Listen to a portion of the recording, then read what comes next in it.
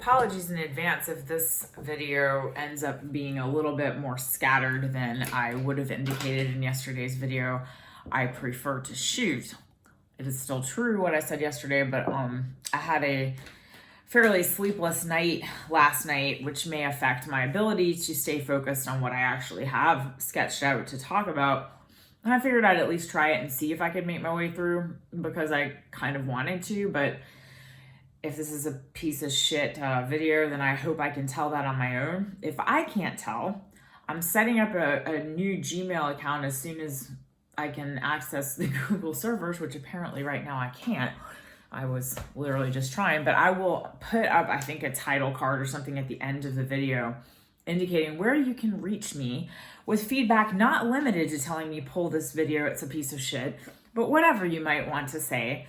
Because I very sincerely was inviting you along for this journey, and assuming there won't be enough people to flood my inbox there, because I find it hard to believe that more than a very small, less than two hands, definitely number of people are actually following these closely. I still want to give whoever cares and is actually invested in this to any degree the opportunity to reach me directly at a dedicated email address for handling feedback such as that. So stay tuned for me to actually set up that account and let me take a sip of coffee in hopes of focusing myself to get through what I want to talk about right now. Okay, so this video should probably strike a reasonably comfortable balance between uncomfortably, like miserably uncomfortable, and fairly well in the safe and comfortable zone, as I hope yesterday's video did for you to heal a bit after the traumatically scarring experience that was the previous couple of videos. I'm very dramatic, aren't I? I'm still not sure how I feel about that. But we'll eventually work on all this shit that's coming up. So, something that was a little embarrassing to me for some reason when I first started was, it was somehow casually, like, I'm not going to say someone suggested this to me, but something that someone said made me think about this. And that is this notion of I've heard someone describe it as a board of directors concept. The way it was occurring to me was as a lookbook, because that's something that, using Pinterest and stuff like that, and way back in the day, actual images from magazines glued onto a piece of paper. It's something that I was familiar with. And basically the idea of a lookbook is like an inspiration board that you can glance at and sort of remember and feel, react to the visual stimulus of things that are designed to inspire you and keep you focused on what you were thinking you wanted to be focused on at the time you made the lookbook. That differs slightly from the board of directors concept, but given that I'm going to be talking about people, I think a board of directors is in some ways a little bit more appropriate to say than a lookbook, because I'm really not looking to, hey, that's how it's a lookbook, looking to these folks for visual cues necessarily of how they want to look. Although there is a certain visual component, which I think I can even see emerging in myself, to aligning your values and your actual behaviors and all of that. So I think you can see that type of peaceful confidence or whatever flavor of that they may have in people who have that sort of integrity that I'm describing. I feel as though I should slow down. For some reason, less coffee makes me talk faster, and I totally do not understand that. Anyway, so I was prompted by this passing statement to begin listing out, just partially, at least for now, but probably partially in general, a list of people who would belong on such a book or on a board of directors, of people who seem to have some quality, even if it's just one, about them that I admire in such a way as to want to make sure that is either incorporated into my character afresh. Well, afresh would mean it was there before. I was going to say anew, maybe. No, that means the same thing. either a new trait or something that's already in me but is not being expressed accurately or well or consistently, what have you. So as I said, this is not an exhaustive list because I am exhausted, so it's an exhausted list. And I'm sure that just given the volume of awesome people in the world, this is a list that would take, my whole life to even get close to feeling was complete. So I would like to say in no particular order, but let me scan for which one I think I should start with. Well, let's go with a fictional character first. And actually a slightly controversial character, if I can guess the reaction of those of my friends who might be on the opposite side of this transmission. That character that I'm thinking about and why he is controversial, he is the main protagonist of Ayn Rand's famous book, The Fountainhead, and that is his character, Howard Rourke. Well, there are many things that are designed to be appealing about Howard, but the one that was most stand out to me and that I am talking about when I say I admire or want to relate to Howard Rourke is this notion that Ayn Rand introduces of his yeses and nos. And what I mean by that is his strong enough sense of what he wants and doesn't want, of what he relates to and what he rejects as not being part of him. I really admire that. This whole silly seeming conversation about liking people's posts came up in CGC in the last couple of days. I had been talking to one person in particular who actively felt, I'm going to say uncomfortable because I think he'd be okay with me using that word. Maybe not okay with me talking about him at all, but too late now. He didn't like, or he didn't wish for me to continue liking his messages. I think primarily because he felt it created this pressure that should be the norm. And, I had my good reasons for having made a practice generally across the forums of acknowledging people's messages as having been seen by me and appreciated for, at the very least, just their sign of participation in the group.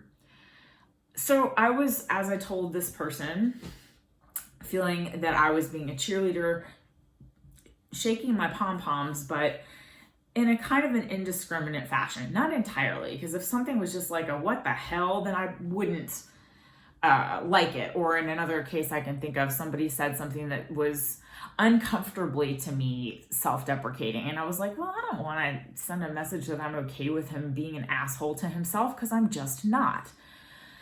So I was trying to figure out, how do I respond to this guy's essentially pushback on my liking all of the things that he sends me, like in private messages and also, I guess, in forum posts. And I was initially just kind of bewildered by it. Like, well, why the hell is that a no for you? And it's, it's definitely, it was at the time, a yes for me, but in a pretty laid back way. Is not like a strong opinion, just something that I was in the habit of using to participate in the forums, for lack of a better way to put it. So as this relates to Howard Rourke is the type of character who would have been the one to tell me, and this was not what the guy said to me in real life, but bitch, would you chill out? Like, we don't need to feel your sparkly sunshine coming at us full force at all hours of the day in response to every thing that we post, be it the letter K, be it, you don't have to always respond, and you don't have to always give a signal of approval. Now, I'm sure there's some deeply seated psychological reason that I think it's a good thing to express frequent approval. We need not get into that now, but suffice to say, I think that was my motivation. Everything I just acknowledged, the idea of like, I hear you and encouraging you to continue to participate. But so Howard Rourke is the kind of person who would have been like, stop liking every post. Wait until you really resonate with something on a level that warrants a like. And I suppose he would say that that's something that you can tell, when it happens and it doesn't. So I decided I was going to take on what I was viewing as one of these mini challenges to actually try to incorporate that wisdom, as it struck me. Because even though at first I was like, well, he's kind of mean. Like, why aren't you wanting to let people know that you are listening and are appreciating their assertion of themselves in the group? Because quite honestly, I think one of the reasons I wanted to do that is that I know some of these people are very tentative about opening their mouths and speaking in front of other people whom they don't really know that well, or for any other reason, maybe they just aren't comfortable with an online presence. Any number of reasons. I know that some people are hesitant to participate, and I wanted to help them feel more comfortable. Well, who am I to make that choice for those people, after all? To continue a theme that I have been exploring for the last few days, maybe their discomfort in being denied, or at least not granted, a like will help push them to solve the puzzle of why they aren't eliciting likes more often. Whatever, okay? So Howard Roark and his strong yeses and nos, his exaggerated perhaps, although it's been a long time since I read it, his ability, whether exaggerated or not, to draw a boundary and tell people what is and what isn't okay in terms of how they treat him or interact with him and all of that. I admire that strong sense of self-definition, both in terms of, preferences, identity, as well as rules governing, how other people can interact with him. And I expressed a few videos ago that for me, I think right now, the main boundary that I'm sensing for myself is there's definitely a physical boundary.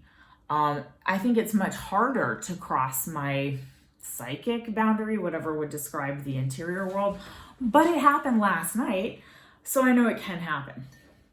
All right, to stay on track with the board of directors, or whatever they are, whip, cool whip, right? Okay. I'm sorry, I'm tired. Oh, Lord, girl.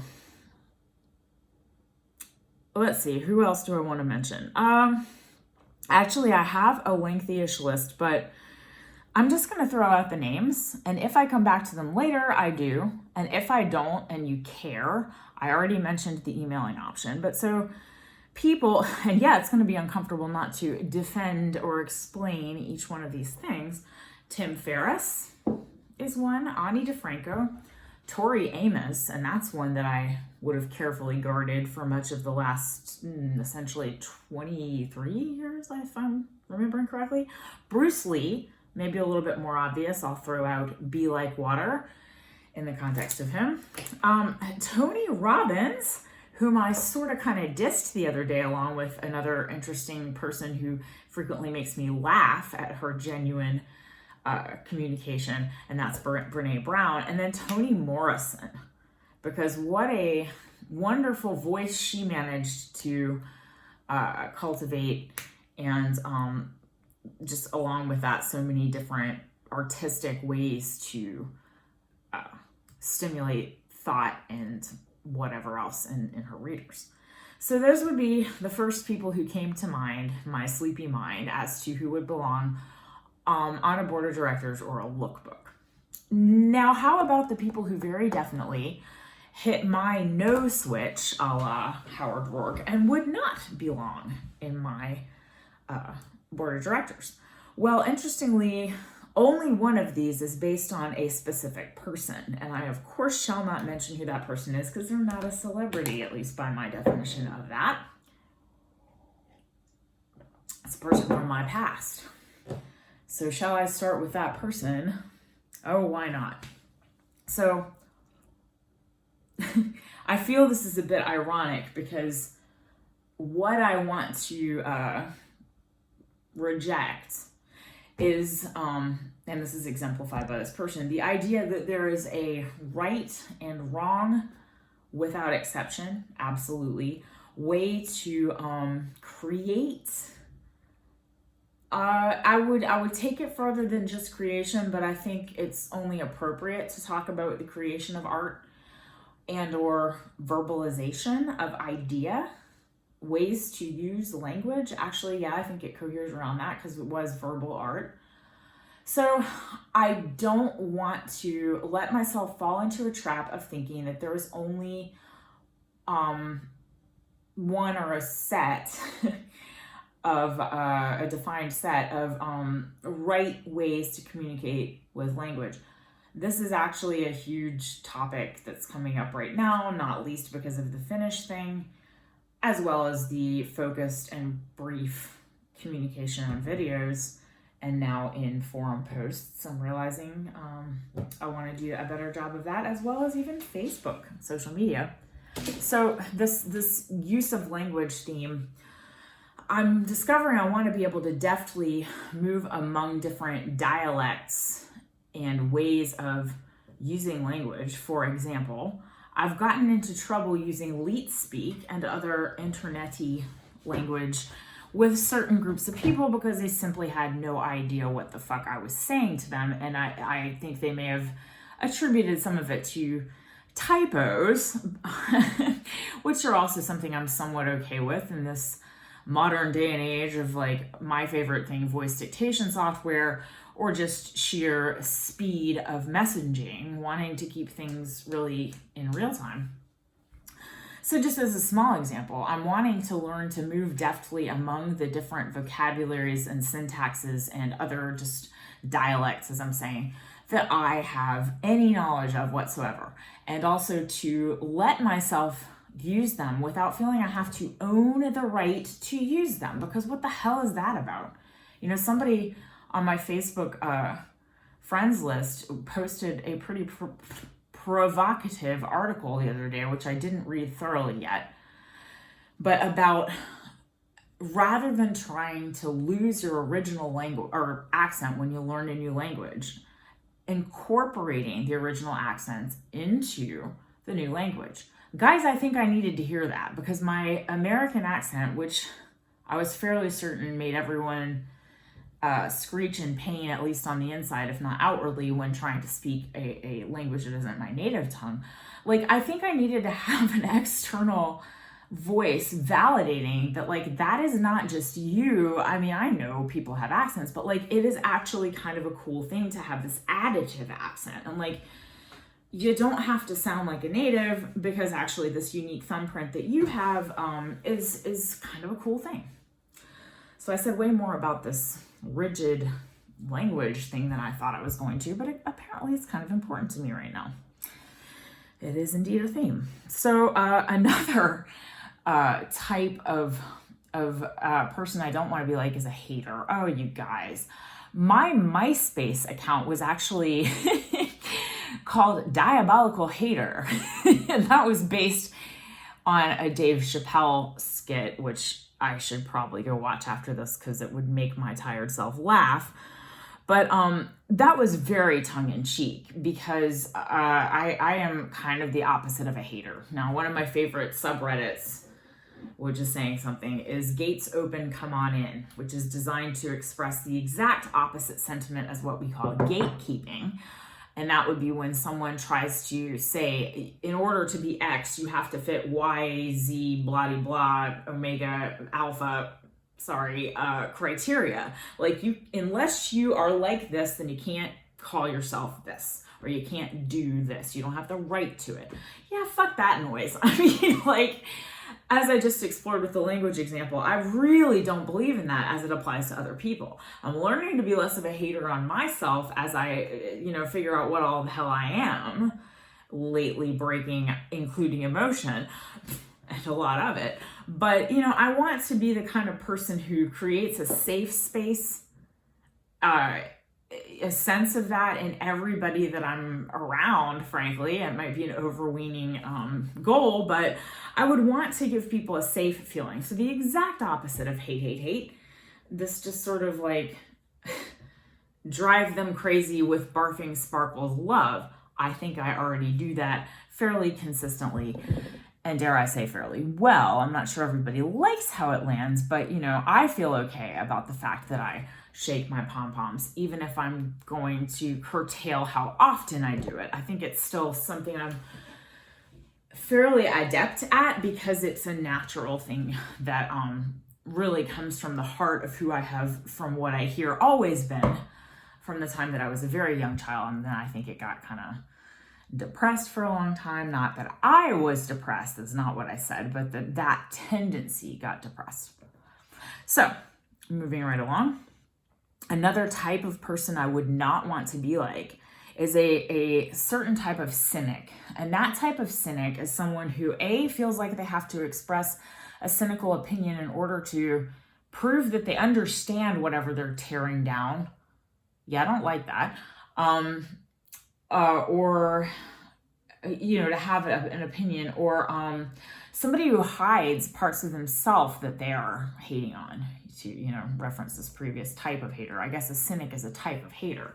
Somebody who is just unwilling to chill out, relax, and embrace who they really are. And the best example I have in mind to illustrate that, I used to think it was a Gen X trait, and maybe I wasn't wrong in that, but it was at the time definitely what I attributed this to, a culture of kind of hiding things that seemed uncool. And I don't mean uncool like in the way that I think might be what you're thinking of. I mean, like, for example, and this is the real example, this was somebody who is a very broad listener of a lot of kinds of music.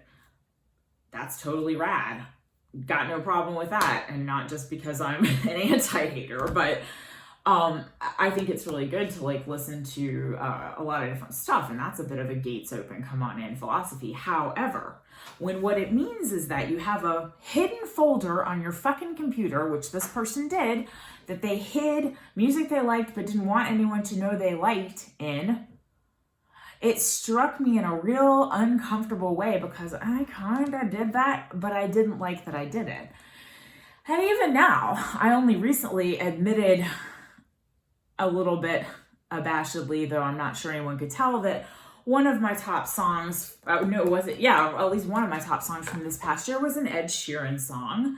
Not only was it an Ed Sheeran song, it was a patently popular Ed Sheeran song, and therefore within the musical circles that I travel, it's a little bit of an excuse to be a target of some ridicule.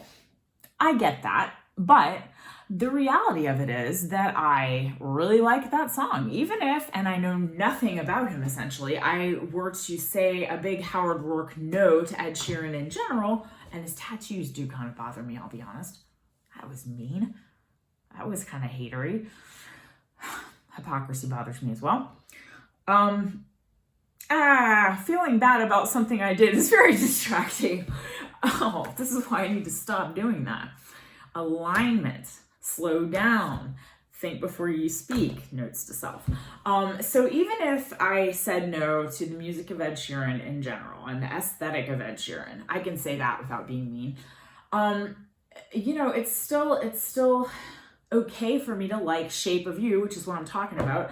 I literally put in my earbuds and dance in the kitchen to that music while putting away dishes sometimes because I get the urge. Hence it is in my top songs. Happens often enough for that. Likewise, Taylor Swift was my number 2 artist in 2018, and I actually apologized to the members of the top group because I felt like there was such a clash in songwriting style that they would feel somehow diminished by this comparable appreciation that the list indicated. That was a douchebag move, I see now in retrospect, because if I genuinely was enjoying Reputation by Taylor Swift, which is most of what I know that she's done, and I was, why am I such a bitch that I have to make sure everybody knows that I am not a typical Taylor Swift fan and that is an outlier? For the love of God, who cares? I don't want to be a cynic, and that might be the wrong word. It's maybe, like I said, just part of it, a subset of hater. But yeah, I don't want to be somebody who hides certain music in a hidden folder on my computer. Decent enough example, I suppose. And lastly, what I definitely don't want to be, and this video challenge really aggravates this particular sore or area of vulnerability to irritation. I really don't have a way of expressing it, but a bad feeling. This kicks me in the discomfort, and that would be, I really don't want to be a follower type. It feels a little weird to say that, but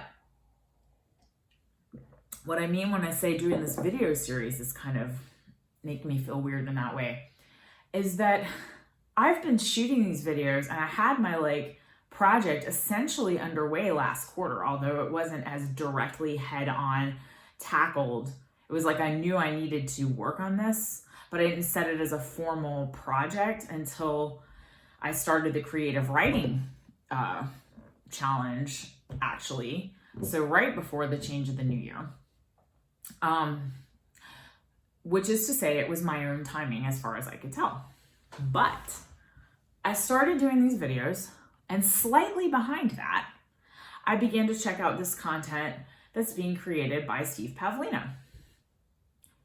How uncomfortable was it to realize that whether I was noticing it just because of the similarities and that is natural or not, he was doing the same work as me. My God, it's going to look like it happened in chronological order reverse of that, and that I stole his ideas, which I promise I haven't been. And I could actually, if I were that insecure about it, prove it with metadata. Why would I need to do that? I mean, I think ideas are sort of ideally in the common space. You know, I like that model of advancing society at large by an idea is not owned by a person. There's not an intellectual property aspect to philosophy and approaching personal development for that matter. It's like these things are viral, and quite frankly, I think there's a value in multiple voices expressing a certain concept or a generally familiar concept to what the other voices are expressing, because different receivers, different ears hear different voices differently. I can say that for years I've been chewing over the same general concepts through a variety of different authors and speakers and what have you, even fictional characters and allegory. I've been exploring and chipping away at the same ideas because I couldn't quite settle on what I resonated with. And this project is sort of helping me to resolve that in a way. But what I'm saying is that I think that the fact that I had multiple sources to draw on in exploring the self-same concepts, for example, law of attraction, which I know is going to immediately make some people go, oh, holy hell, and close their eyes, if not turn off close the tab entirely. They're watching this in. But that kind of thing, it never felt quite right in anybody else's words. And I was like, well, I don't think it's entirely bullshit. On some level, I think that this does describe at least an aspect of my worldview. But I don't want to go around telling people I love Abraham Hicks because I'm afraid that they'll lump me into this easily dismissible container stereotype that I've been talking about in other videos. Fact of the matter is, I have listened to a just massive number of hours of Abraham Hicks material and been to a conference because it was compelling enough to me for me to continue returning to that. But I had not yet felt a real resonance with the entirety of everything coming out of Esther Hicks's mouth. And I'm now seeing that's okay. Likewise for the oft-cited Steve Pavlina. I really have just adored his thought process and the things that he mulls over ever since I first discovered him in what I believe was 2012. And in general, I agree with him. But I see myself and my follower tendency, which I'm saying doesn't belong on my lookbook or board of directors, my follower tendency feels like it has to step in line with every single aspect of what defines Steve Pavlina's yes and no's. Why in the hell would that be true? Okay, it's actually not logical. It's kind of a little bit of a turn off as I hear myself say that that's a tendency.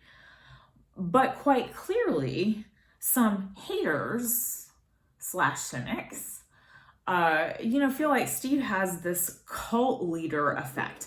And I must say, I think that when you are a public figure in the manner that he is, as a thinker, you lend yourself to that type of a label because, quite frankly, there are a lot of people who are perfectly comfortable as far as they know being followers. They like being told what they think. And I'm not sure I understand why that would be. I'm sure it varies from person to person, but I think I can observe that as a probable fact based on how some people make choices and assert what defines them. They like to grab onto what already exists. Okay, so that is a good place to close this out, because I would say that although the people on the lookbook and board of directors are people who have elements of things that I find worthy of emulating, or emulating is the wrong word. That's what I'm trying to say. I don't want to emulate anybody. I don't want to imitate anybody. I don't want to be them. Like, I'm cool with this one, but I don't fully understand her yet. I'm using aspects of those other characters to help me identify things that I already know describe who I am and my values, and you know, what I say yes to. Okay, I think that made sense, but I will not know until I work up the courage to watch it back, which is probably not going to be immediately after this. What did I say I was going to do? Watch the Dave Chappelle. Did I say it was a Dave Chappelle skit? I hope I said the right name. The Dave Chappelle skit. Hey.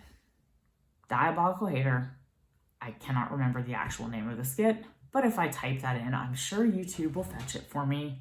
And with that, I bid you adieu. And fail to press this button.